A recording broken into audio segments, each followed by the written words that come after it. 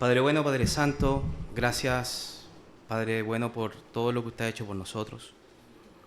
Agradecemos estos espacios, Señor, donde podemos estar y poder capacitarnos, Señor, para su obra y para todo lo que tenga que ver, Señor, con nuestro desarrollo en nuestras iglesias locales, Señor.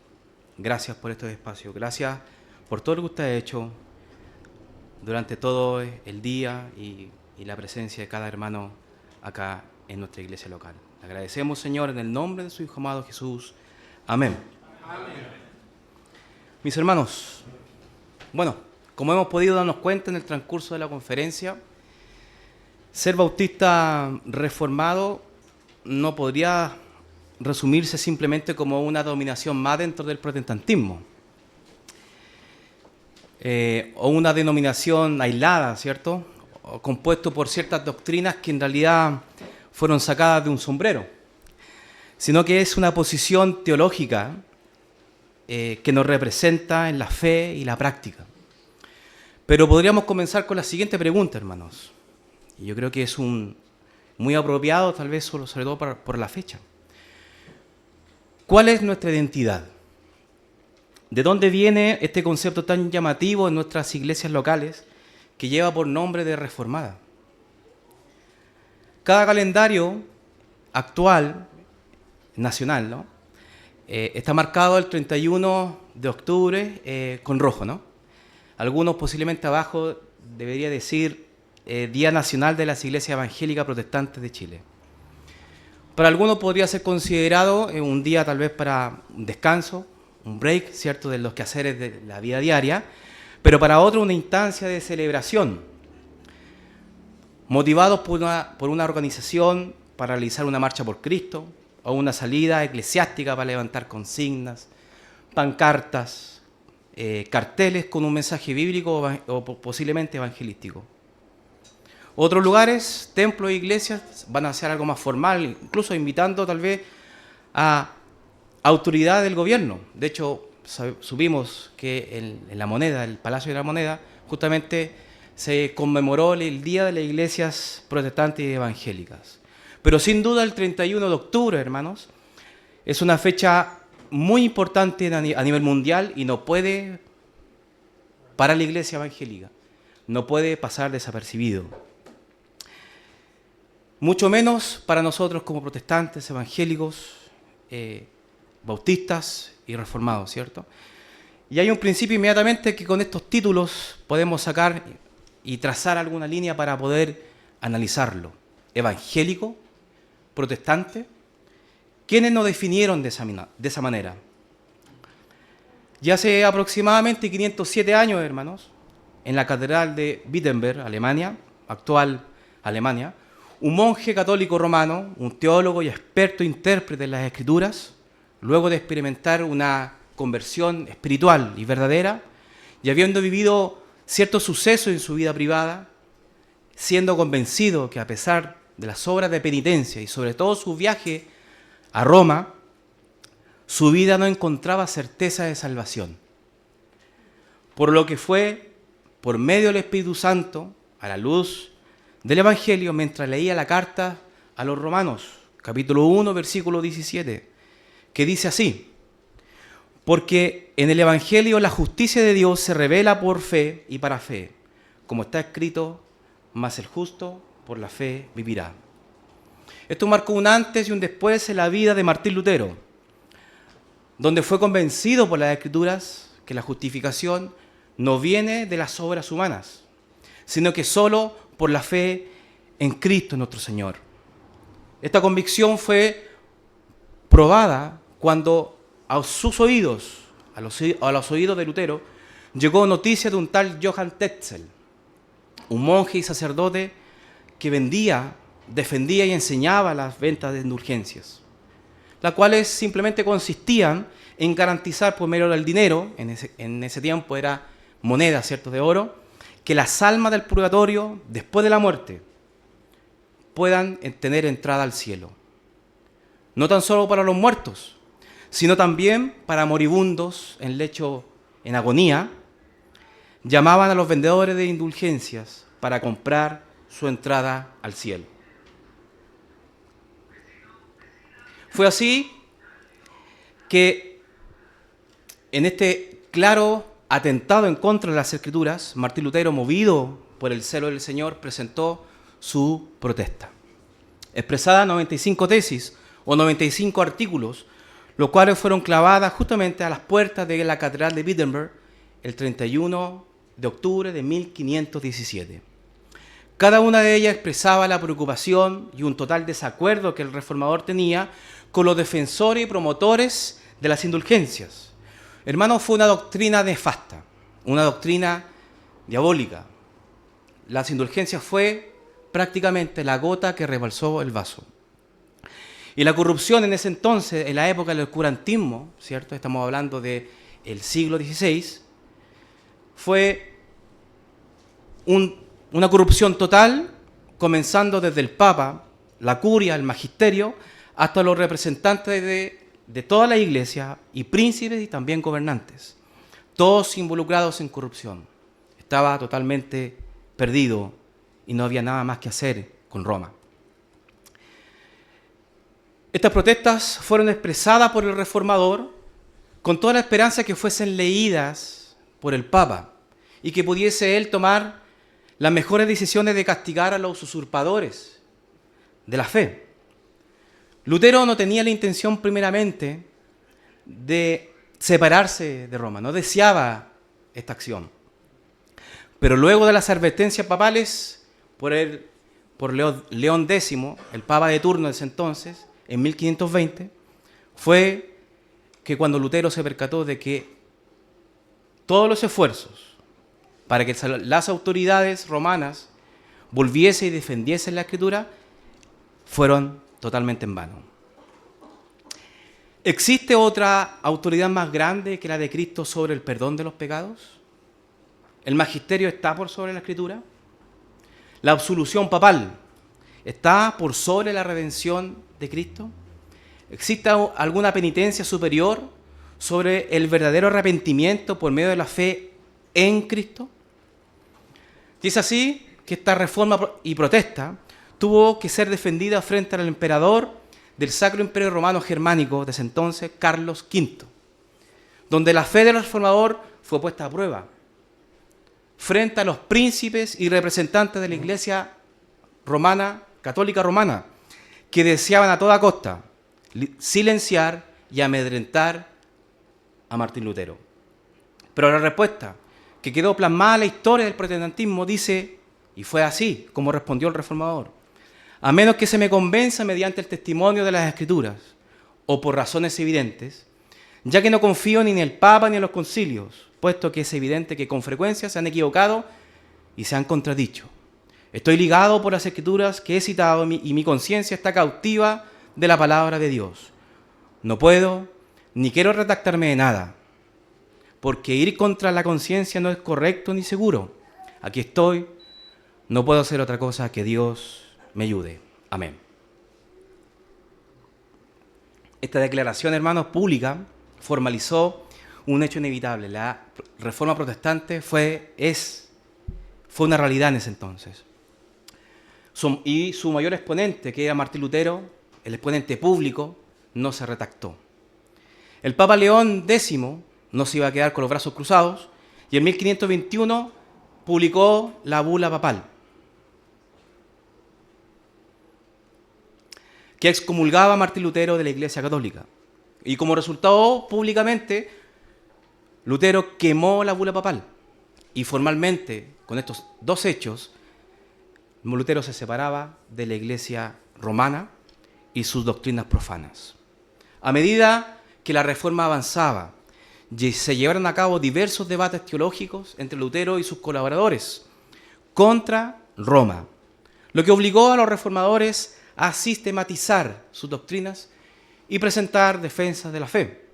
A medida que la reforma protestante maduraba y avanzaba, fue cuando los principios fundamentales fueron publicados, y que justamente es lo que vamos a revisar el día de hoy. Principios que articulaban las creencias centrales del movimiento protestante y establecían un contraste con las perversas enseñanzas del catolicismo romano. Y es así como llegamos a las 5 solas. Y la primera que vamos a revisar es la sola Escritura. La sola Escritura, o solo por la Escritura, según los historiadores, esta doctrina es el principio formal de la Reforma Protestante. Pero ¿qué significa esta palabra que acompaña a la palabra Escritura, cierto? La sola. ¿Qué es? Y en sencillo, hermano, existen dos fuentes que Dios se revela a sí mismo. En este caso tenemos la revelación natural y por otro lado tenemos la revelación especial. La natural lo podemos ver en Romanos capítulo 1, versículos 20, que dice: porque las cosas invisibles de Él, su eterno poder y deidad, se hacen claramente visibles desde la creación del mundo, siendo entendidas por medio de las cosas hechas, de modo que no tienen excusa. Mientras que la revelación especial está en 2 de Timoteo, como un ejemplo de ello. Capítulo 3, versículos 16 al 17. Y prácticamente un lema para nosotros, ¿no? Toda la Escritura es inspirada por Dios y útil para enseñar, para redarguir, para corregir, para instruir en justicia, a fin de que el hombre de Dios sea perfecto, enteramente preparado para toda buena obra. Por esta razón se distingue esta sola, aludiendo a la exclusividad de la Biblia como la revelación especial de Dios. Y la agitada Roma defendía y puso su confianza en que la revelación especial estaba por el lado de la Biblia y por la tradición. Por lo que aquí también tenemos que precisar un concepto. Asumir en este caso de que Roma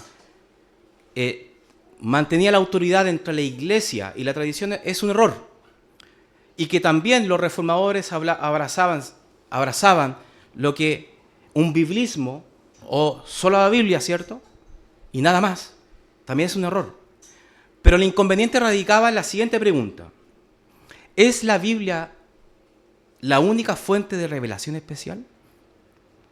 ¿La tradición está al mismo nivel de autoridad y de asunto de fe que la Escritura?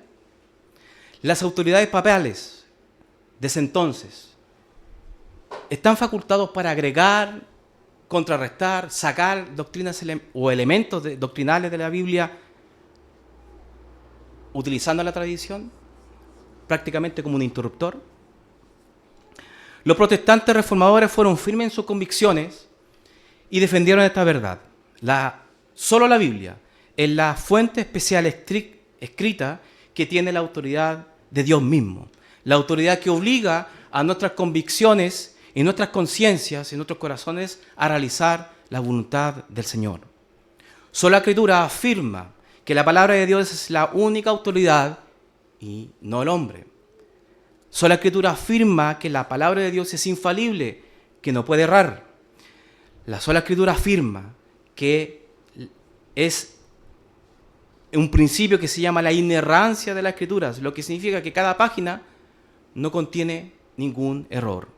Primeramente, dándonos la seguridad, hermanos, que cada palabra leída, exhortada y predicada en los púlpitos es de inspiración divina. Los reformadores sostenían que las Escrituras contienen todo lo necesario para la salvación y vida cristiana.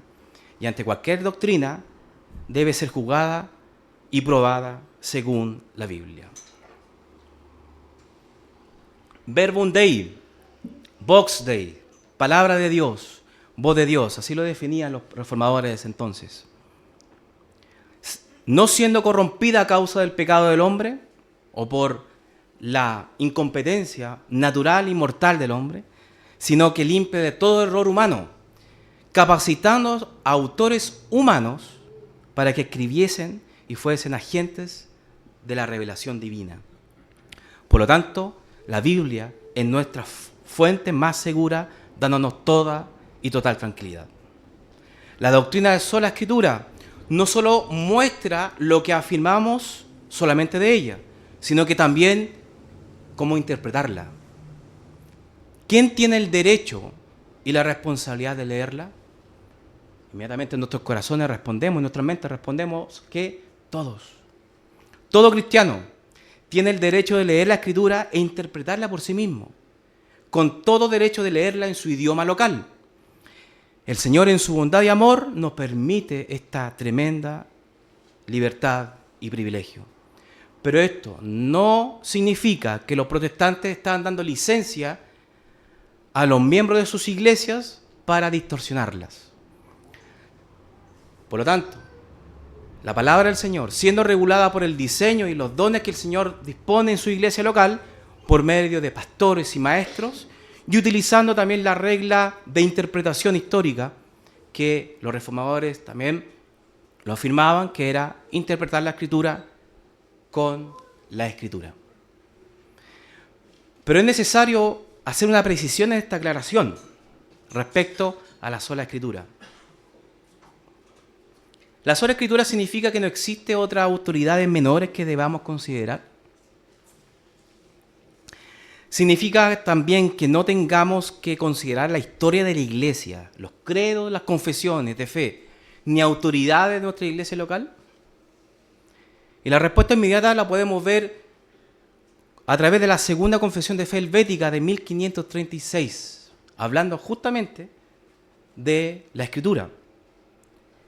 Y nos va a ayudar a responder esta pregunta.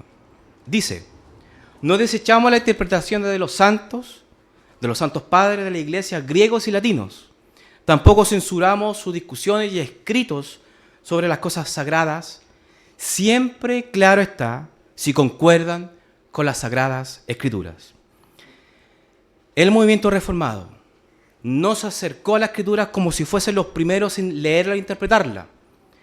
Ellos leían la Escritura a la luz de la historia de la Iglesia. Por lo tanto, el protestantismo se aleja de todo concepto de biblismo como hoy se pudiese definir nuda Escritura, el cual excluye cualquier otra fuente escrita de enseñanza para la Iglesia, negando credos, negando concilios y confesiones de fe, o también cualquier otro documento histórico de edificación para el pueblo de Dios. Todo cristiano, hermanos, todo hijo de Dios, no puede creer en Cristo sin antes aceptar la autoridad, infalibilidad, inerrancia de las Escrituras. Es declarar que la Biblia tiene errores en los textos originales, o no estar seguros y convencidos de la autoridad de la Biblia, podríamos estar enfrente de serios problemas doctrinales. Muchos fieles a Roma, que no abrazaban la Escritura, sentían y manifestaban una seguridad en la iglesia, pero una seguridad falsa, confiando más en lo que el Papa dice en vez de lo que la Biblia dice. ¿Ha escuchado esta situación hoy en día? Se confía más en el hombre o el líder que en la propia palabra del Señor. Se confían en alegorías, incluso hasta sueños, o textos fuera de contextos, que en la fiel interpretación histórica, gramatical de la Escritura. ¿Cree realmente o verdaderamente en esta doctrina? ¿Cree en la sola Escritura? ¿Cree que lo que tenemos en nuestro brazo, en nuestro bolso, en nuestras manos en este minuto es la palabra de Dios? Que el Señor nos ayude. Pasamos a la segunda sola fide, o solo por la fe. Lutero sostenía que esta doctrina es la cabeza y piedra angular, hermano, del Evangelio. La primera pregunta en contorno a este pilar es: ¿cómo puedo ser salvo? ¿Cómo puedo ser considerado justo? El Salmo 130, versículo 3 dice: Jehová, si mirares a los pecados, ¿quién, oh Señor, podrá mantenerse? El pilar de la sola fide, o solo por la fe, está relacionada directamente con la doctrina de la justificación por la fe. La justificación la definimos como una posición legal en ser considerados justos a pesar de nuestros pecados. Lutero decía: justos y pecadores al mismo tiempo. Aquí nos lleva inmediatamente esta doctrina de la sola fe a poder evaluar y poder analizar dos fórmulas que Roma por un lado afirmaba y por lo que en este caso el movimiento protestante abrazaba. La fórmula católica. Roma definía la justificación que Dios declaraba a alguien justo solo si esta persona primero llegase a ser justa. La doctrina de la justificación que Roma afirmaba dependía de varios pasos antes de ser aplicada. El concepto de pecado para Roma, tenemos que hacer esta distinción, que el pecado para Roma se dividía en pecados mortales, pecados veniales. Y Roma cree, y tal vez esto es en el papel, ¿no? Cree en la justificación por medio de Cristo. Lo cree. Roma afirma eso. Pero lo que no cree es que sea suficiente. Para Roma, una forma de ayuda son los sacramentos, como por ejemplo el bautismo infantil de ese entonces. La gracia, que en este caso, el bautismo, según Roma, ¿cierto? La gracia de Cristo es traspasada al alma por el medio del sacramento. Esta persona queda en un estado de gracia sin pecado original y el individuo debe cooperar con su consentimiento y fe. Este estado se pierde en caso de cometer un pecado mortal. Y es así como que tiene que volver nuevamente a los primeros pasos, en penitencias. Según Roma, puede ser una fe genuina, real, pero aún así no estar justificado. La única opción de la persona que haya cometido pecado mortal es por medio de la penitencia. Esto quiere decir que el pecador debe confesar sus pecados primeramente a un sacerdote, hacer actos de contrición, recibir la absolución y realizar obras de santificación. Esto fue, hermano, el epicentro del conflicto de la Reforma Protestante, donde las indulgencias fueron consideradas penitencia, en donde la fórmula católica, la fe era necesaria para la salvación, pero no era suficiente, por lo que era necesario obras. Entonces, en estricto rigor, hermanos, la fórmula, viéndolo un poco a nivel matemático, es que obras, paréntesis, bautismo y penitencia, que esa es la causa instrumental, más la fe. Recién ahí es igual salvación. Pero es distinto la postura protestante, la postura reformada. La causa instrumental de la doctrina para los reformadores de la justificación, de la doctrina de la justificación, es por solo la fe. La fe la definimos, hermano, como un medio por el cual somos unidos a Cristo. Por medio de la fe recibimos los beneficios de la obra salvadora de Cristo en la cruz. Por medio de la fe se nos transfiere o imputa la justicia de Cristo. Pero a diferencia de Roma, la fe es necesaria y totalmente suficiente. Solo por medio de Cristo es suficiente para satisfacer lo que la justicia de Dios, el Padre, demandaba. Y con esa justicia nos viste a nosotros, pecadores inmundos, no merecedores de nada, y nos viste de justicia. Por medio de las obras que hizo Cristo en la cruz, recibimos nosotros esta salvación preciosa. ¿Esa justicia está propia en nosotros? Inmediatamente los reformadores declaraban con estas palabras en latín que en ese momento se ocupaba mucho: extra nos, ajena a nosotros, extraña a nosotros, misericordia y gracia, no humanas, sino solo de Dios. No en nosotros, sino que obtenida para nosotros. No por la buena actitud de nuestros corazones, sino que viene por creer en el Evangelio de Cristo y que nuestros pecados han sido perdonados. ¿Qué tan segura es esta justificación, hermanos?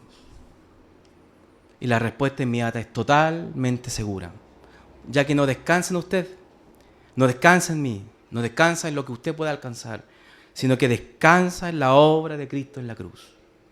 Una vida perfecta de obediencia que el Señor hizo en carne. Y aquí inmediatamente zanjamos cualquier tipo de aporte que podamos hacer.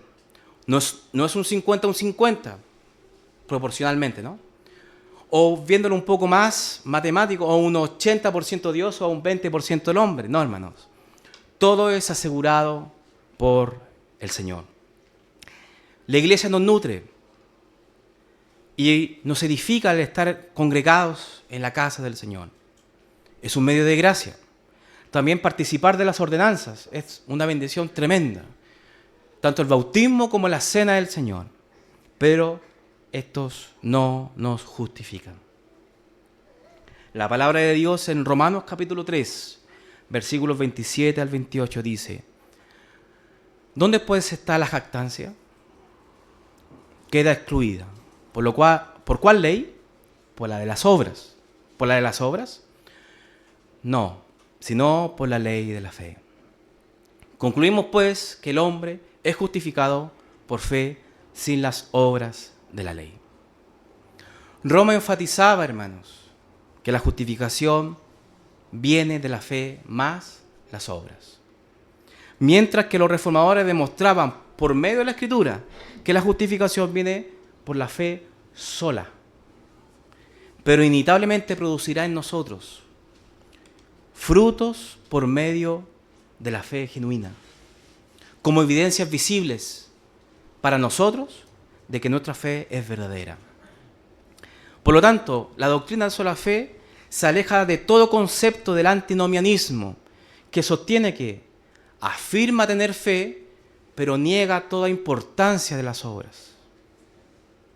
Contrarresta toda obra, viviendo en este caso vidas mundanas, no comprometidas con sus iglesias locales, desinteresados, desmotivadas en la proclamación y la predicación del Evangelio, profesando una salvación con una fe falsa y autoengañada, en la comodidad de los hogares, liberales teológicos. Esto no es sola fide. También el otro extremo que podemos también analizar, sola fide se aleja de todo concepto de obras que reemplaza la fe. Esta postura también se aleja del legalismo que se disfraza de piedad y de santidad y que oculta una vida muerta, seca y sin vida por un traje y una corbata de día domingo. Muertos, convencidos que profesan una fe, pero una fe falsa. Esto tampoco es sola fide. Que Dios nos ayude. Solo por la gracia. El tercer punto que revisaremos en el día de hoy. O sola gratia, ¿cierto? En latín. Esta es la base fundamental, hermanos, de nuestra salvación. Y que no puede ser omitida el día de hoy. El punto neurálgico del cristianismo, que sostiene que la salvación es un regalo inmerecido de Dios, otorgado solo por su gracia y no como resultado de un mérito o un esfuerzo humano. Los reformadores creían que los seres humanos están completamente incapacitados, por medio de la Escritura veíamos esa verdad, para ganarse la salvación, debido a este estado de pecado, hermano, debido a la caída de Adán y Eva, a causa del pecado original. Y Dios otorga la gracia a quienes Él elige salvar mediante la fe en Cristo Jesús. Sin justificación, hermano, no hay gracia, y sin gracia no hay justificación. ¿Qué es lo que logra la gracia? Perdón de pecados. Actúa por sí misma. Fortalece la fe. No requiere intervención de nada ni de nadie. Nos hace dignos delante de Dios. No se consigue, sino que se recibe. Unida necesariamente a la doctrina de la justicia de Dios, nos da vida eterna y nos exime de cualquier tipo de penitencia o transacción o devolución de obras. ¿Cómo y qué se logra con la gracia? Está conectada al favor gratuito de Dios. No es una gracia inherente, propia en nosotros, o una gracia infusa, o una gracia que exista en mí. Cuando proclamamos que somos salvos por gracia, no estamos hablando del efecto que tiene en nosotros, sino que se halla fuera de nosotros, no como algo que vino en mí. Sola gracia simplemente Es el mérito de Cristo que nos exime de todo precio del pecado. No podemos pagar por nosotros mismos. Esta doctrina, al descansar en Cristo, no es temporal, no tiene una fecha de vencimiento, sino que es eterno y seguro. Y no puede caer uno del estado de gracia. Al pecador, en términos sencillos, no corresponde darle vida eterna. No corresponde darle salvación, sino que merece la condenación eterna de sus pecados. En Romanos capítulo 11, versículo 6, Romanos capítulo 11, versículo 6, dice: y si por gracia, ya no es por obras. De otra manera, la gracia ya no es gracia. Y si por obras, ya no es gracia. De otra manera, la obra ya no es obra. Es una actitud de Dios al quien no lo merece. No es algo que tengamos en nuestros corazones o que hayamos ganado el favor de Dios. Es Dios, por puro amor, que nos escogió para salvación y vida eterna. La elección es por gracia. Efesios capítulo 1, versículos del 4 al 5. Efesios capítulo 1, versículos del 4 al 5. Según nos escogió en Él antes de la fundación del mundo, para que fuésemos santos y sin mancha delante de Él, en amor habiéndonos predestinado para ser adoptados hijos suyos, por medio de Cristo, Jesucristo, según el puro afecto de su voluntad. El Catecismo Ortodoxo de 1680 de Hércules Collins, la pregunta 62, que algunos tal vez lo conocen, dice: ¿cómo es posible que nuestras buenas obras no merezcan nada, si Dios promete que la recompensará tanto en la vida como en la vida venidera? Y la respuesta, sólida y concisa, dice: esta recompensa no es dada por mérito, sino por gracia. ¿Cómo podemos conseguir la gracia? Es una gracia que se justifica en Cristo. La gracia no excluye la justicia. Existe un redentor, pero no se elimina la deuda ni el castigo. Por lo que Cristo paga el pecado, nos imputa o transfiere justicia y nos salva gratuitamente. La gracia excluye todo mérito humano, ya que solo por mérito divino. Es triste ver en este tiempo cómo se ha malinterpretado este concepto, hermanos. Un término muy abusado por lo que yo les digo los sicarios de la fe. No estoy hablando de Roma, hermanos, precisamente, que históricamente siempre ha sido la ambulante de la gracia, sino que en círculos protestantes y evangélicos han olvidado uno de los principios más básicos de nuestra fe, que es una salvación por gracia. No por ser buena persona o porque soy una persona aceptablemente bien portada, que merece ser salvo.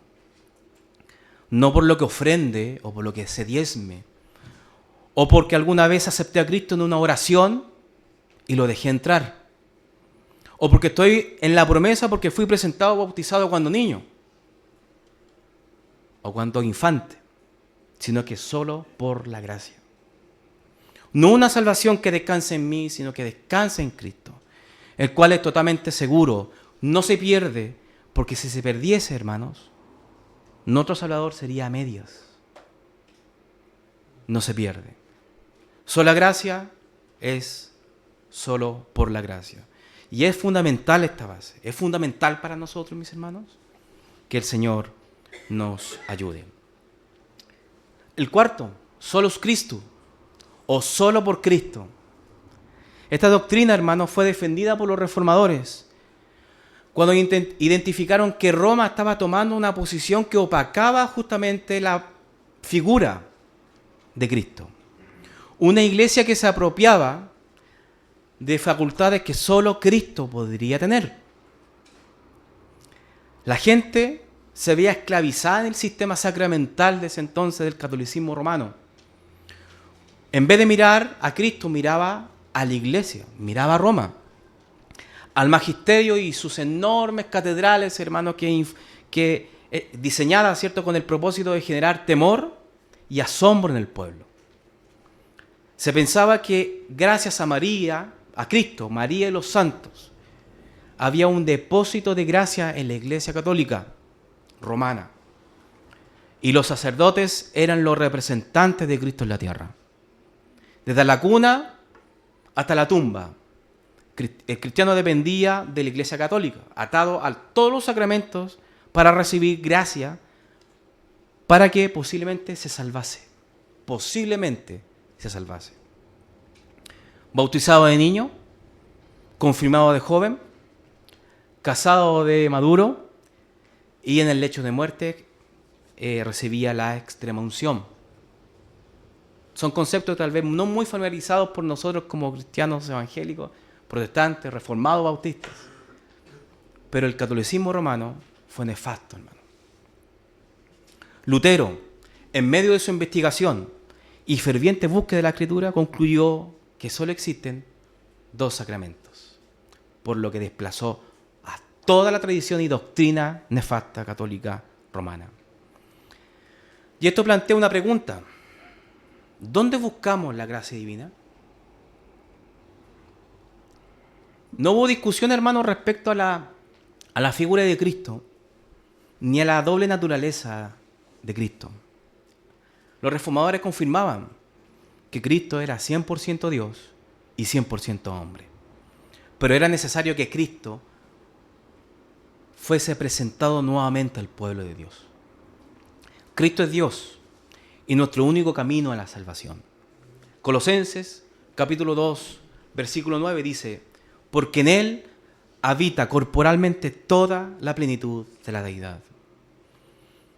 No puede ninguna teología despojarnos de la cruz.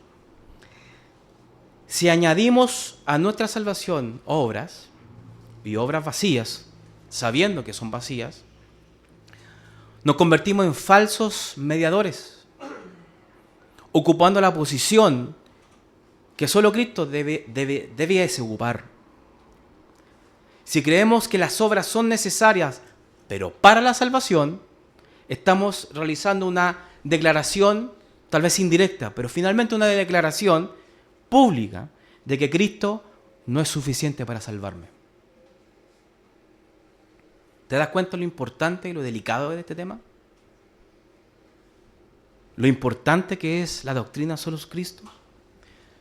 Hermanos, ni el Papa, ni María, ni los santos, ni el pastor, ni el diácono, ni la membresía, ni Calvino, ni Lutero, ni Owen, a pesar de las mentes brillantes, o de los pre-reformadores de antaño, ni Kitsch, ni Kiffen, ni Collins, ni ninguna autoridad de la iglesia puede ser considerada cabeza de la iglesia.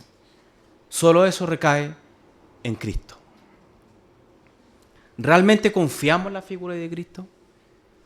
¿Es suficiente para nosotros la figura de Cristo y su mediación y sus funciones y sus roles? Que el Señor nos ayude. Y por último, hermanos, soli Deo gloria. ¿Qué esto significa, hermanos? Solo a Dios toda la gloria. Los reformadores reconocieron que Dios es infinitamente glorioso. Por eso la teología de la Reforma es teocéntrica, centrada en Dios, y no antropocéntrica, centrada en el ser humano. Solo Dios merece la gloria y no el ser humano. Siempre que caemos en idolatría, estamos menospreciando profundamente la figura y la gloria a Dios. Roma prefirió darle la gloria y la confianza al magisterio y la tradición que darle la gloria a Dios confiando en las Santas Escrituras. No podemos jactarnos de haber contribuido en algo en nuestra salvación, ni pretender decir que hemos elegido a Dios. Soli Deo gloria se basa en toda la Escritura, de tapa a tapa. La historia bíblica, tanto de los juicios, profecías, milagros y el perdón de pecados. Anuncia la virtud de aquel soberano creador que nos ha sostenido con su misericordia y amor por medio de Cristo. Génesis 3:15 dice: y pondré enemistad entre ti y la mujer, y entre tu simiente y la simiente suya, y ésta herirá en la cabeza, y tú la herirás en el calcañar.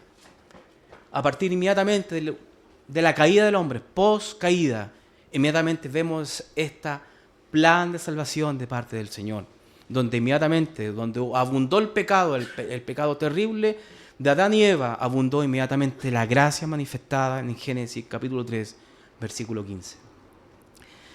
Salmos 106, versículos 7, de 7 al 8, dice: nuestros padres en Egipto no entendieron tus maravillas, no se acordaron de la muchedumbre de tus misericordias, sino que se rebelaron junto al mar, el mar rojo. Pero Él los salvó por amor a su nombre, para hacer notorio su poder. ¿Dios necesita que le demos la gloria? Inmediatamente la respuesta es no. No necesita nada de nosotros para su existencia, porque uno de los atributos de Dios es autosuficiente, autoexistente, hermano. Él no necesita nada ni nadie para existir. Pero nosotros necesitamos todo de Él. Y cuando Él muestra su gloria, hermanos, nosotros somos beneficiados cuando Él muestra su gloria. El pueblo de Israel, cuando estuvo en el Mar Rojo, fue beneficiado con la gloria de Dios cuando el mar se abrió y fue librado el pueblo. Ahí nos damos cuenta de que cualquier acto de gloria que el Señor hace es un beneficio para el pueblo de Dios. ¿Qué más decir? La cruz, en la máxima gloria del Señor, manifestada en Cristo su Hijo Jesús, donde nosotros somos beneficiados por su gloria. Juan, capítulo 17, versículo 24, dice: Padre, aquellos que me has dado, quiero que donde yo estoy, también ellos estén conmigo, para que vean mi gloria que me has dado, porque me has amado desde antes de la fundación del mundo. Su iglesia es beneficiada con la gloria de Cristo. Los bautistas particulares, hermanos, o reformados, hemos llevado este distintivo tanto en nuestra teología como también en los nombres de nuestras propias iglesias, donde la R tiene que volver a nuestros corazones, a nuestras iglesias locales, como también al protestantismo nacional de hoy en día. Pero esto lo debemos defender entre todos, no solamente los encargados de las misiones, los pastores o los hermanos que tienen más conciencia teológica o los hermanos más comprometidos con la obra. Como parte de la Iglesia Universal del Señor, no podemos estar indiferentes a este tipo de materias. Debemos proclamar el Evangelio y defenderlo. Pero no sirve si usted solo lo aprendió de memoria, sino que estos principios deben ser parte de nuestras convicciones, inamovibles de nuestras mentes y nuestros corazones. ¿Existe algo nuevo bajo el sol? No, hermano. Todas estas consignas centradas en el hombre son simplemente los movimientos de antaño, con nombre y apariencia diferentes, prácticamente disfrazados, pero finalmente llenos de idolatría y autocomplacencia, amadores de sí mismos, disfrazados de piedad y de amor, falsos maestros que proclaman el Evangelio por obras y no por la fe, pasando a llevar el principio de la cruz. ¿Qué ocurrió hoy, hermano, con el protestantismo? ¿Qué ocurrió con el legado de la rama del protestantismo? Se ha olvidado por completo el sentido de nuestra fe, desorientados de nuestra historia y tradición histórica, al punto de no conocer ni estudiar nuestros orígenes. Y por sobre todo, dejando atrás el mensaje del Evangelio, siendo heredero de tradiciones de hombres y poniendo las emociones por encima de la doctrina de la sola Escritura, como lo hizo tal cual Roma. Aquellos que no pueden recordar el pasado están condenados a repetirlo una y otra y otra y otra vez. Por esta razón, estos espacios, hermanos, donde podemos evaluar nuestros caminos, son muy importantes. ¿Con qué propósito? De que existe un error, volvamos del error. Animarnos los unos a los otros a regresar a las Escrituras. A que las iglesias que en un momento fueron sanas puedan volver a estos principios de la Reforma. Si bien la Reforma protestante del siglo XVI se considera como la era de la ortodoxia temprana, el movimiento siguió avanzando, propagándose por toda Europa y abrazando un principio fundamental que hoy en día también abrazamos. La Iglesia reformada siempre en reforma. Los invito a que también podamos nosotros evaluar nuestros caminos, evaluar nuestros principios, revisar nuestras convicciones y reformar lo que haya que corregir. Acompáñenme, hermanos, orando al Señor. Padre bueno, Padre santo, gracias le damos, Señor, por su amor y su misericordia. Pedimos, Señor, por nuestras iglesias locales. Pedimos, Señor, por el pueblo de Dios. Y que usted pueda tocar los corazones. Y usted pueda llevarnos, Señor, a estos principios fundamentales y tan olvidados hoy en día, Señor. Ayúdenos, Señor, a que en nuestras vidas personales, también como en nuestras vidas públicas y nuestras vidas congregacionales también, en nuestras iglesias locales, podamos defender y seguir, Señor, aprendiendo de estos principios de la fe. Ayúdenos, Señor. Perdone nuestros pecados y ayúdenos a volver del error. Le damos las gracias, Señor, por su amor y misericordia y porque una vez más nos ha ayudado. Gracias, Señor, le damos en el nombre de su Hijo amado Jesús. Amén. Amén.